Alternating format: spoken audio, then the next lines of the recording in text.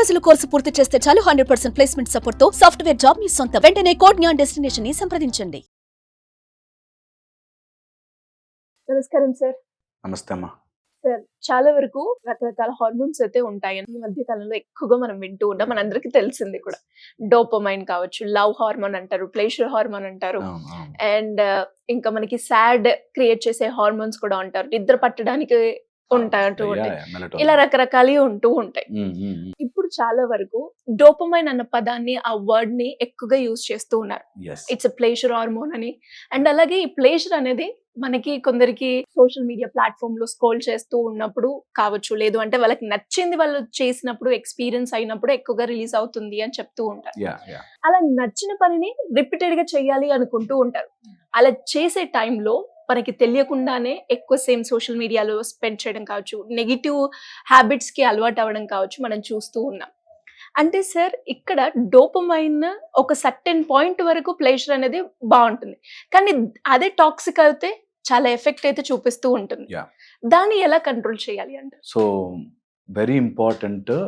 Dopamine అనేది మనకి ఎప్పటి నుంచో చెప్తూ వచ్చారు. శ్రేయ, ప్రేయ అని 2 రకాలు చెప్పారు.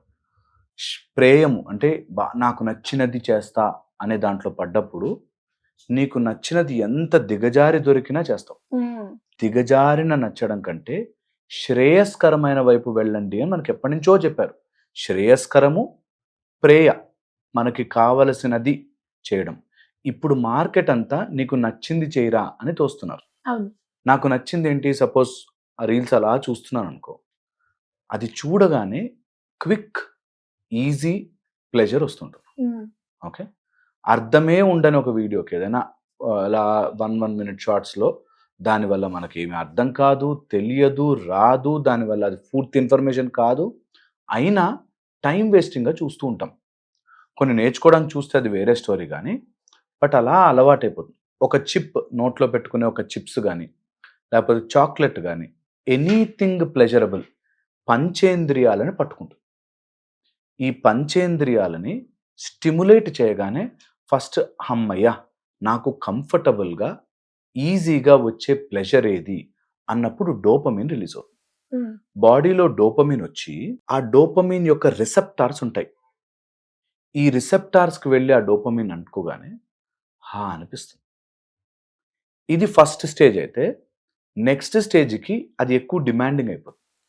ఇంకొంచెం ఇంకొంచెం ఇంకొంచెం డోస్ పెంచాలి అని చూస్తూ. అందుకే 2 వెరీ వెరీ ఇంపార్టెంట్. డోపమైన్ కుండే character right now and more. ఇప్పుడే కావాలి, ఎక్కువ కావాలి. ఇది క్యారెక్టర్ ఆఫ్ డోపమైన్ కి అంటుకోవడానికి. ఓకే, చిప్స్ ప్యాకెట్ అనుకో, అది నాకు ఇప్పుడే తినేయాలి. ఓకే, నోట్లో పెట్టేసుకోవాలి ఫస్ట్.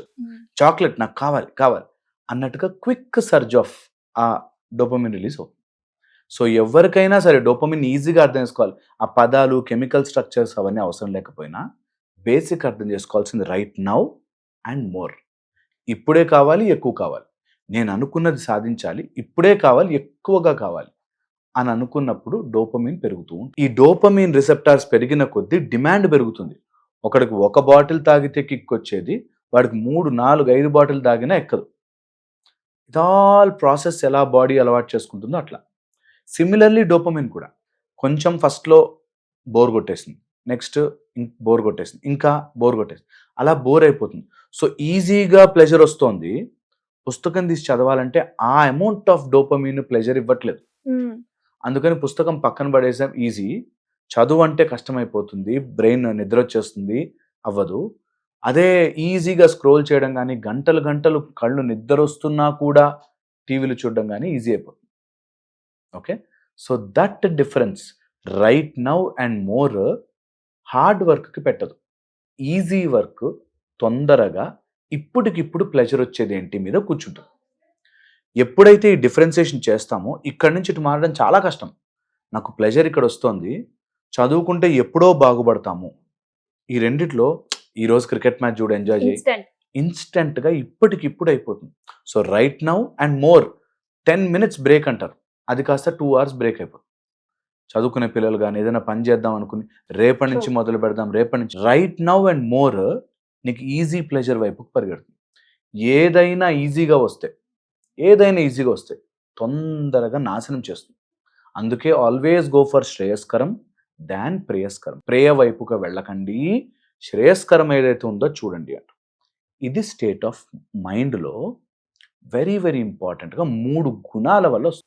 ఏంటి ఈ డోపమిన్ 3 గుణాల వల్ల మనకి తెలుస్తుంటాం ఎట్ వాట్ లెవెల్ అని. Okay, Okay? ఎలా గుర్తించాలి సార్? సో ఫస్ట్ వచ్చేసి తామసికం.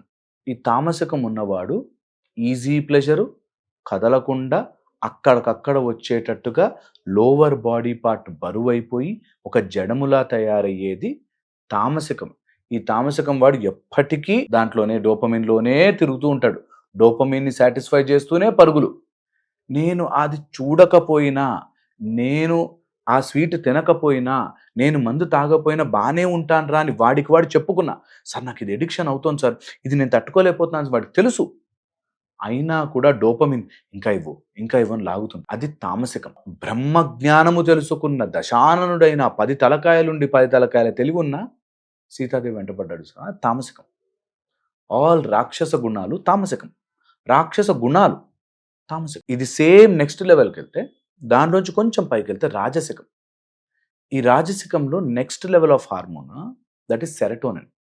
ఏదైనా అచీవ్ చేసి అచీవ్మెంట్తో ఆనందపడు. దానికి అట్లీస్ట్ తామసికంలో ఉన్నవాడు అట్లీస్ట్ రాజసికానికి ట్రై చేయాలి. అక్కడి నుంచి సాత్వికం వెళ్తే ఆక్సిటోసిన్. ఓకే, అది లవ్ హార్మోన్, కొంచెం అంత పీస్ఫుల్, హ్యాపీ ఇలా ఉంటుంది.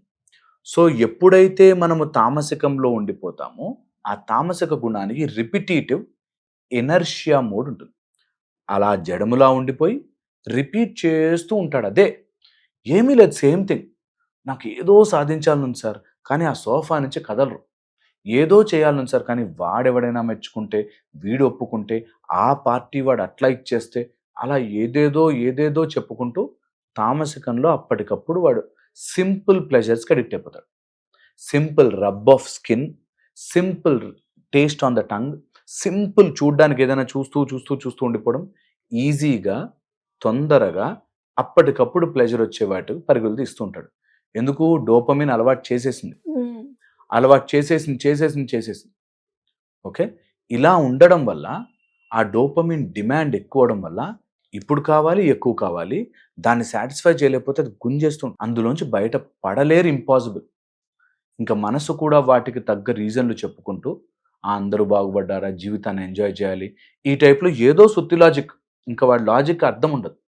ఆ లాజిక్ వాడికి వాడు చెప్పుకుని ఈ డోపమిన్లో పరుగులు తీస్తూ ఉంటారు. ఇక్కడ ఒక ఇంపార్టెంట్ పాయింట్ ఏంటంటే, ఒక పార్ట్ ఆఫ్ బ్రెయిన్, ఓకే, ఆ పార్ట్ ఆఫ్ బ్రెయిన్ ఎప్పుడైతే మనము కష్టము లేకుండా ఏదైనా ఎంజాయ్ చేస్తుంటామో ష్రింక్ అవ్వడం స్టార్ట్. ఓకే, ఈ ష్రింక్ అయిపోవడం ఎప్పుడైతే స్టార్ట్ అవుతుందో నీ తెలివితేటలు తగ్గిపోతాయి. Okay, anterior sub cingulate cortex లాంటివి కొన్ని ఏరియాస్ ఆఫ్ ద బ్రెయిన్, మనకి ఇప్పుడు బ్రెయిన్ ఒక్కొక్క ఏరియా చెప్తున్నారు కానీ actually it is all congregation. Sub cingulate కానీ, నియో కార్టెక్స్ కానీ, ఇవన్నీ కలిసి ఒక టైప్ ఆఫ్ ష్రింకేజ్ వైపుగా వెళ్ళిపోతుంటాయి. ఎప్పుడైతే తొందరగా ఈజీగా ప్లెజర్ కోసం పరుగులు తీస్తుంటామో అవి ష్రింక్ అవుతాయి. ష్రింక్ అవ్వడం వల్ల ఏమవుతుందంటే యువర్ ఆలోచన కెపాసిటీ తగ్గుతుంది. ఎప్పుడైతే ఒక టాస్క్ కష్టమైనది దాటావో your brain capacity will increase. ఎప్పుడైనా కష్టము దాటితే సింపుల్, ఈరోజు నుంచి ట్రై చేయండి. మీరు 5 పుషప్స్ చేయగలరా? 6 పుషప్స్ చేయండి. ఒక 10 days తర్వాత 6 పుషప్ చేయడానికి మీకు బోర్ కొడుతుంది, 7 చేయండి. అప్పుడు బ్రెయిన్ కెపాసిటీ పెరుగుతుంది. ఎప్పుడైతే కష్టము దాటడం ట్రై చేస్తామో అప్పుడే ఈ డోపమిన్ ట్రాప్ నుంచి బయటపడతాం. ఎవరైనా తెలుసు బాస్, మాకు ఇవన్నీ మేము ఇంటర్నెట్లో చూసేసాం, డోపమిన్ గురించి మాకు తెలుసు, దీన్ని ఎలా దాటాలి అంటే నిన్నటి మించి ఈ రోజుకో చిన్న కష్టం పెట్టుకుని దాటండి, ఎక్స్పాండ్. ఇది ఈజియెస్ట్ టెక్నిక్. ఎవరి దగ్గరికి ఎప్పుడు ఎక్కడికి వెళ్ళాల్సిన పనిలే, సింపుల్. మీరు 5 పుషప్స్ చేయగలరా? 6 చేయండి. మీరు 2 పేజీలు చదవగలరా? 3 చదవండి. ఒక చిన్న tough task, improve on it. చిన్న tough task, improve on it. అది చేయడంతో మీ లోపల డోపమిన్ ఫ్లష్ తగ్గి, డోపమిన్ సర్జ్ తగ్గి, అంతా ఫ్లష్ అవుట్ అయిపోయి స్లోగా you will get the control. ఇది చేయగలిగితే ఐ థింక్ ఈజీగా ఈ డోపమిన్ ట్రాప్ నుంచి బయటపడచ్చు. తొందరగా వస్తుంది, ప్లెజరబుల్గా వస్తుంది, ఆపేయండి. తొందర ప్లెజర్, ఇమీడియట్ ప్లెజర్ ఆపండి, వెయిట్ చేద్దాం. ఎందుకంటే ఇమీడియట్ ప్లెజర్, రేపు పొద్దున్న నీకు లాటరీలో ₹1 కోటి వస్తారంటే మునిగిపోయే ఛాన్సులు ఎక్కువ ఉంటాయి. నువ్వు ఈ ల్యాండ్లో పెట్టరా 10 ఏళ్లలో పెరుగుతుంది అంటే పెరిగే ఛాన్సులు ఎక్కువ ఉంటాయి. ఇది ఆలోచించుకుంటే simple, world is all the macrocosm and microcosm. Simple. ఆ మ్యాక్రోని మీ మైక్రోలో చూడగలగాలి. హోప్ ఇది అర్థమవుతుంది. True sir. అండ్ మీరు అన్నట్టుగానే ఇప్పుడున్న సిచ్యువేషన్ ని చూస్తే ప్రతి ఒక్కరు కూడా ఇన్స్టెంట్ రిజల్ట్స్ ఎక్స్పెక్ట్ చేస్తూ ఉన్నారు. కానీ ఆ ఇన్స్టెంట్ వల్ల వచ్చే రిజల్ట్, ఆ ఎఫెక్ట్ ని ఎవరు కూడా గుర్తించట్లేరు. ఎప్పుడైతే దాన్ని రియలైజ్ అవుతారో ఖచ్చితంగా మీరు అన్నట్టుగా ప్రాబ్లం కి సొల్యూషన్ అనేది చాలా చిన్నగానే కనిపిస్తూ ఉంటుంది. Thank you sir. Thank you so much.